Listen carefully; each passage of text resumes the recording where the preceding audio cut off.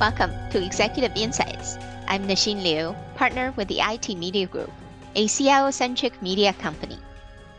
My guest today is Jassi Kaur, Head of Information Technology and Security with Barn. In this episode, we explore Jassi's fascinating career journey, starting as a 17-year-old university student working part-time in retail. It's an episode you don't want to miss. Hi, Jassi. Great to see you and welcome to Executive Insights. Thank you. Hope you're doing well. Thank you. So, Jassi, I've spoken with many interesting people over the years on Executive Insights, and I'm always fascinated by their stories, and specifically their stories of humble beginnings, how they got into technology industry and made a career out of it, because no two stories are exactly the same. So why don't we start there? How did you get into tech? It's a very interesting story. I got into tech, I would say, by fluke. I had zero, I guess, starting point in tech. I was always a problem solver, always good hands-on. My parents wanted me to be a doctor and an engineer. However, I ended up, I wanted to do something that was in the middle. So I looked at chemical engineering. That's the program that I had applied for. And I started in chemical engineering as well. However, due to certain circumstances, I had to, after 1 year, I had to shift back home. I reapplied with my high school grades to the universities. And at that time, we had the OAC program where there was OAC grade 12s graduating at the same time. So there was a lot more students applying to university that year. And the first program that got back to me was Ryerson Computer Science with my high school grades. And I just took it head on at that point.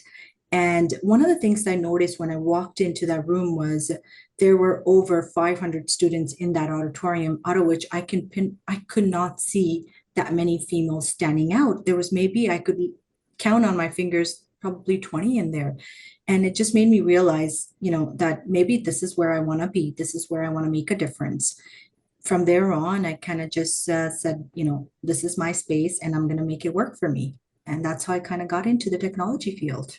That's really fascinating. And how did you start your first job as a technologist? That's a very interesting story as well. So I worked at a company called Duty Free. Basically, they operate duty free stores in North America and globally. I worked with the company. I started with them while I was 16, 17 as a cashier. And throughout my university years, I worked through the organization. However, once I graduated, I I found a full-time job. It wasn't per se hands-on technology or, it was more of training in technology field. One of the system support analysts at Duty Free was leaving the organization. The manager at the store was very fond of me because I used to always help her with her printer, computer, any issues she had with technology. She would call me and I would always help her. And she said to me, why don't you apply for that role? And I will, I want you to apply for the role because I think you'd be a great fit for it.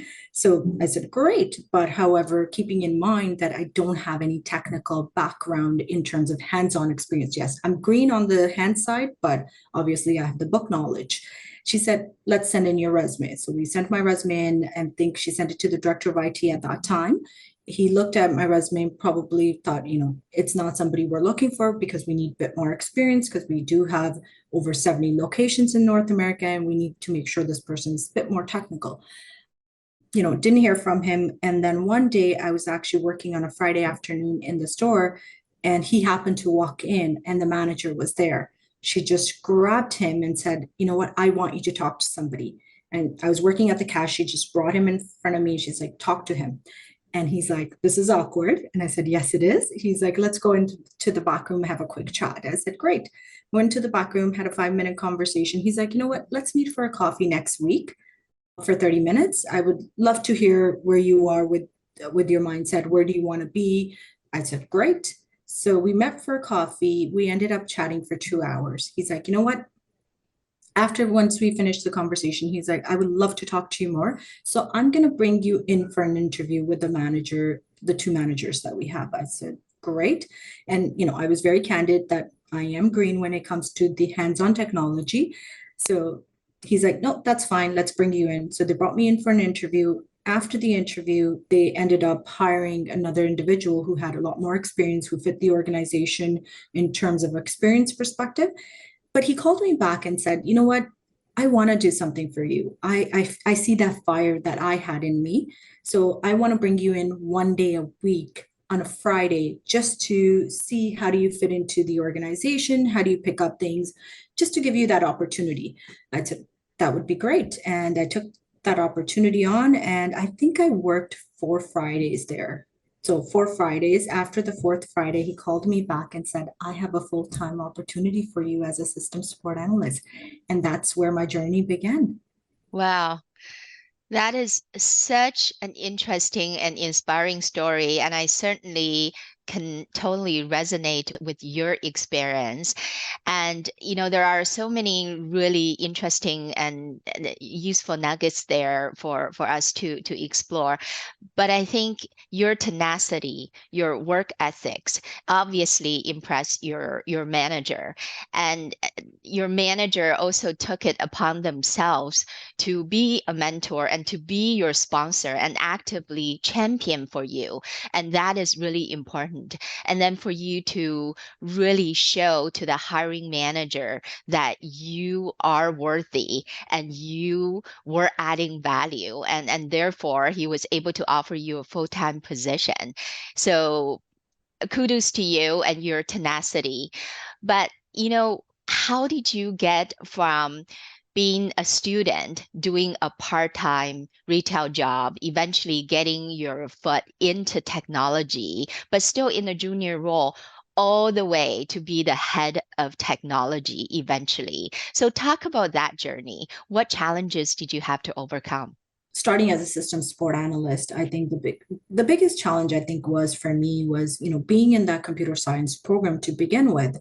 In the programs, sitting in classrooms, there's, you would only spot male counterparts in your classrooms, right? So there was always that, am I doing this right? Is this even right for me? This career, nobody really understood from a family perspective as well, is that, even my parents were like, I don't think this is a career for you because you're going to be working 24/7, because that's what their perception of technology was.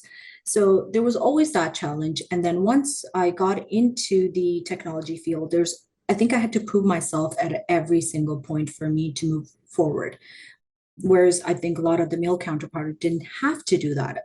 I felt that, again, it could be different for other individuals, but I would say, my journey from being a system support analyst to head of IT has been exciting, has been scary, has been learning experience throughout for me, that's for sure. And there was, a lot of eye openers in terms of how things are dealt with when it comes to a certain situations, right? How conflict is dealt with when you're part of the conversation.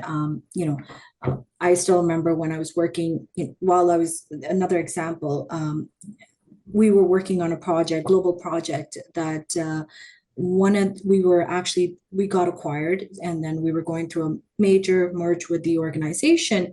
And I was talking to my counterparts in Europe, and we went through the whole conversation. We discussed the entire project. We were going to make huge network changes within our organization, replacing equipment, replacing data centers. We went through the whole conversation. And then at the end of the conversation, the executive said to me, well, so who's going to be your technical lead on this?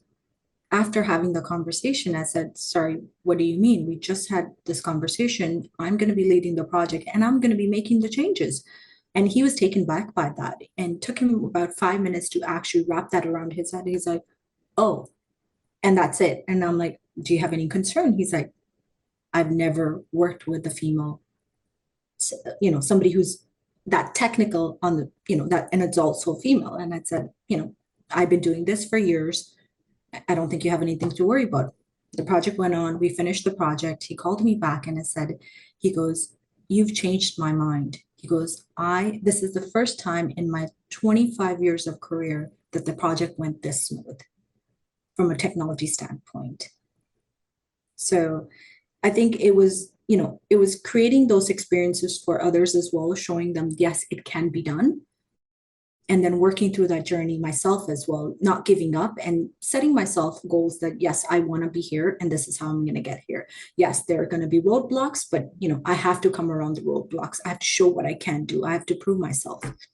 So I would say it's a constant battle with yourself, but you have to stay focused and you have to have a control of some of those things on yourself and kind of prepare and plan for what you want to do next. Very well said. The point that you made about having to constantly prove yourself, I think it's a sad experience, but unfortunately, that's the reality that many of us, especially female technologists, are having to deal with along the way. Yes, there's progress that's been made in the recent years in terms of diversity, equity, and inclusion, but we still have a long way to go to move the needles. And one of the ways to do it, obviously, is by showing that we are worthy, that we are adding value, that we are very much the equal. The point that you made about having to really work hard and show results to that individual. And also, by way of doing so, you've changed his mind. And that is huge because oftentimes we tend to put ourselves as a victim to say, oh, we're not being treated fairly and they don't see our value. But sometimes it's so much more powerful to actually show that they are wrong. And I think that power of influence by way of shifting the minds is just incredible. You and I had a conversation before, and you told me you were with the same company for 18 years and then decided to venture out and look for a new opportunity. So I'm wondering what made you to make that decision? Because having been in a similar spot myself, I can recall when I made the decision, there were a lot of jitters and there was fear, there was uncertainty, there was certainly excitement about venturing out and looking for a new opportunity. But there's also a degree of anxiety and fear. How did you overcome that? Working with the organization for 18 years, it's like you're part of the family. I kind of feel like I grew within the family. I was 17, 18 when I started with the organization. I left after 18 years. There was a lot of anxiety, there was a lot of uncertainty, there was a lot of unknowns because I've been with the organization for 18 years. I understand the business inside out. I didn't have a challenge when dealing with executives. I didn't have a challenge sitting in front of a CEO and presenting. However, I've never had done that outside that organization. That's all I knew. Didn't network over the years, didn't have a resume, didn't know where to start, never interviewed in the last 18 years. There was a lot of anxiety built in over the years. I took, I would say it took me 6 months to kind of wrap all that around. And I don't think I've never really left the organization. I would say, I still feel like I'm somewhere part of that organization because I'm still in touch with everyone that's there, people that I've worked with over 18 years. That's a different on side. But that being said, it took some time for me to kind of understand even how to start working on a resume, right? Start putting my thoughts together in terms of what I've done. Because in the 18 years, I had done a lot within the organization. My role changed every 2 to 3 years. But that being said, I think one of the things that kept me was, the reason why I made the change. It was more for I was traveling a lot for work where I wasn't having enough time for the family, but I loved what I did. So I think I had to create that balance for myself. That was first thing. Second is that I think instead of thinking of all the things that I haven't done, instead of thinking about telling myself, what, okay, I need to get myself back into that self-positive talk, understand, and what my success stories are, what my strengths are, and what my weaknesses are, and kind of working on them, overcome those challenges and working through those challenges as well. And I think for me, it was basically setting realistic goals for myself, right? Kind of, break down the larger unknowns for me and then kind of know what I already know and what I'm good at. I'm good at telling a story. I'm good at problem solving. So I think that was where I knew I could do. But at the same time, it's just getting in front of new individual. Going through that whole interview process was completely new, and that's something I needed to work on. And I think I had a lot of support from from a family perspective. I have a great champions in within my family that have always supported me. For example, my husband has been my biggest champion when it comes to. I think the support system was always there through friends, families, that really helped me kind of get out of this phase of mine where I was told that yes, you can do this. There's nothing stopping you. And I think that's when I started focusing on what I had control over and what I didn't, and kind of created a plan for myself in terms of, this is where I need to start, this is where I want to get to, and this is how I'm going to do it. I think it's very, very important to visualize your success in terms of where you want to be and how you're going to get there. Very well said. There are quite a few really useful points there you made. First of all, is know your priorities and know your priorities in life.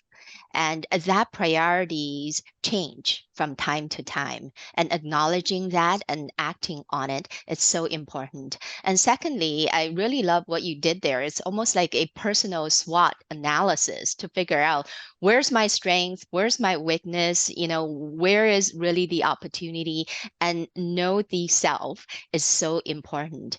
And having that family support and support of your friends and families, and that is certainly a very valuable element for us to acknowledge as well and go from there.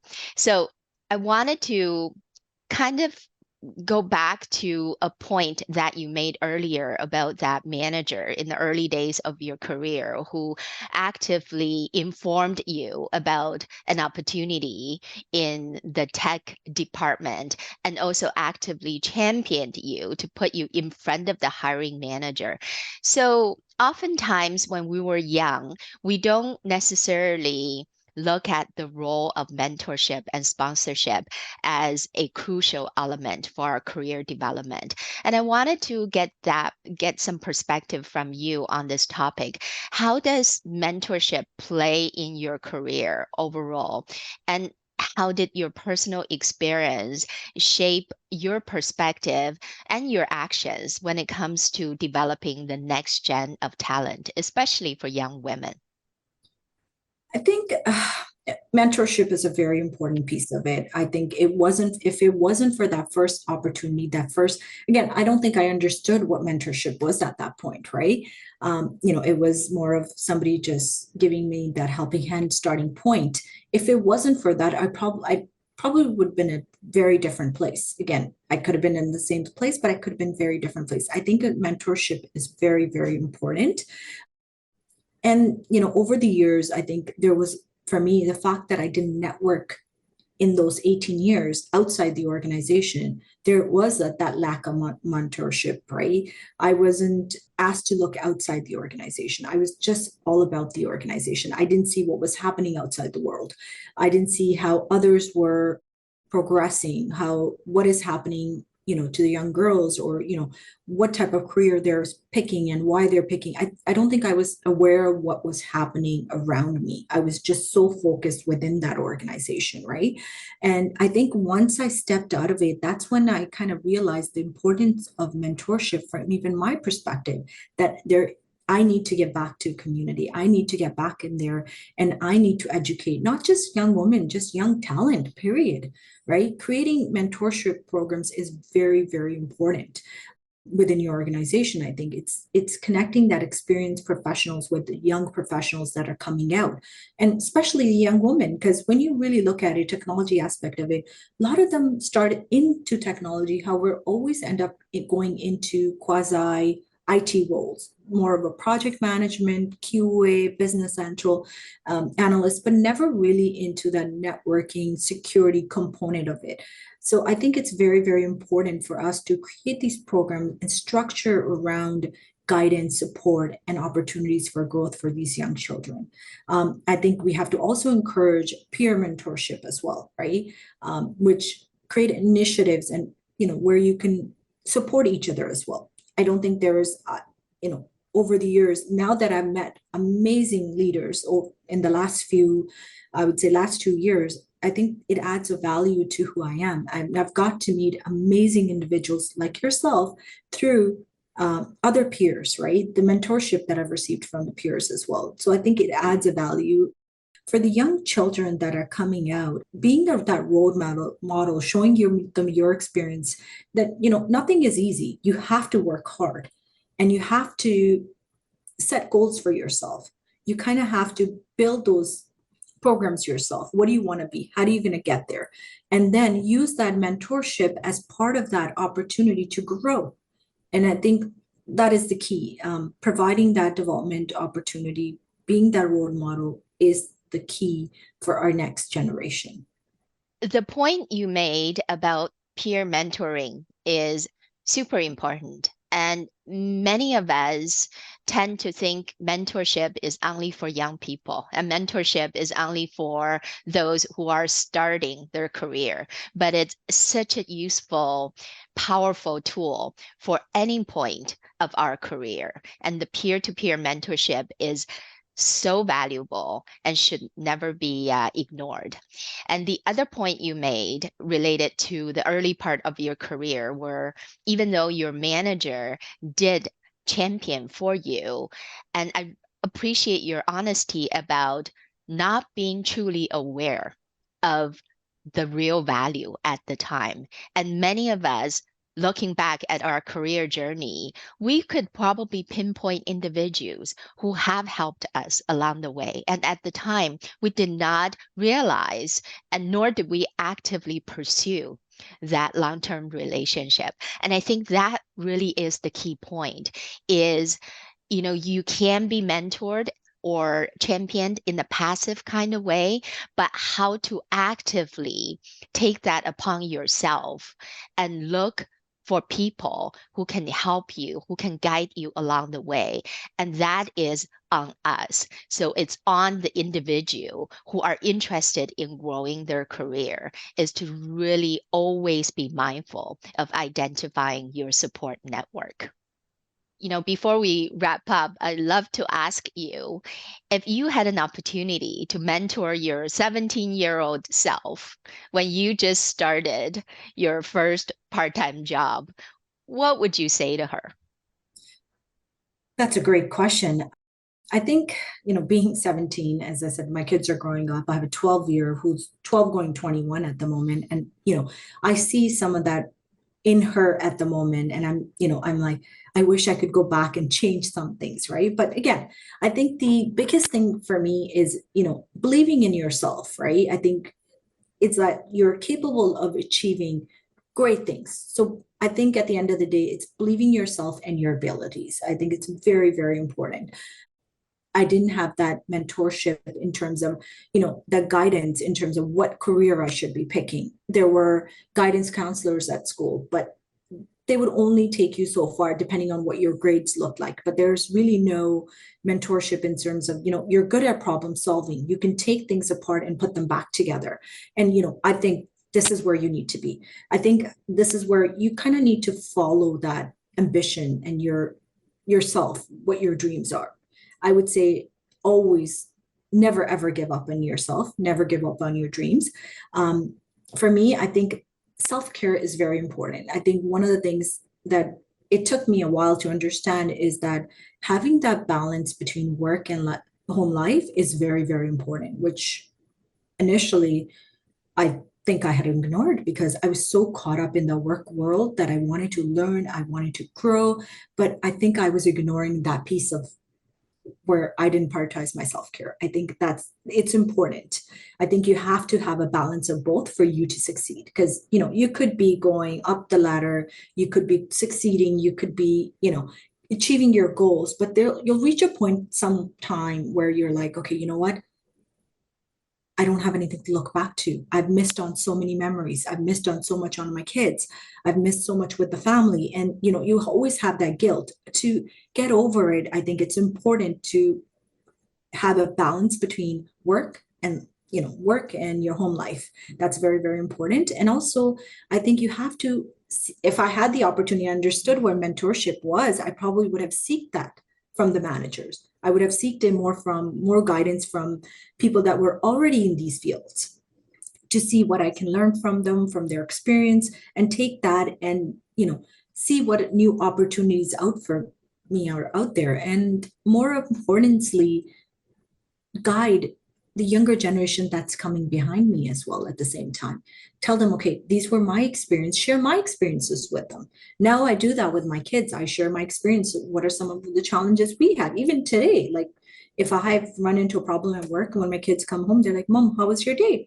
I'm like, you know what? I ran into this problem. And they'll be like, how did you solve it? So it's getting them curious, getting them understanding that even though we've gone through challenges, every day is a challenge. You have to kind of take it head on. So to myself, I think it's more of stay curious, keep learning, prioritize self-care at the same time, be open to opportunities in life. Such sage advice. And I so appreciate your sharing your story and perspectives. And this was such an honest and authentic conversation. Thank you so much, Jassi, for being on the program. Thank you. You've been watching another episode of Executive Insights by the IT Media Group. I'm Nasheen Liu. Thank you for tuning in. If you enjoyed this video, please check out other content on our YouTube channel, including CIO Roundtable Conversations, Leadership in Tech Summits, and executive interviews. And don't forget to subscribe.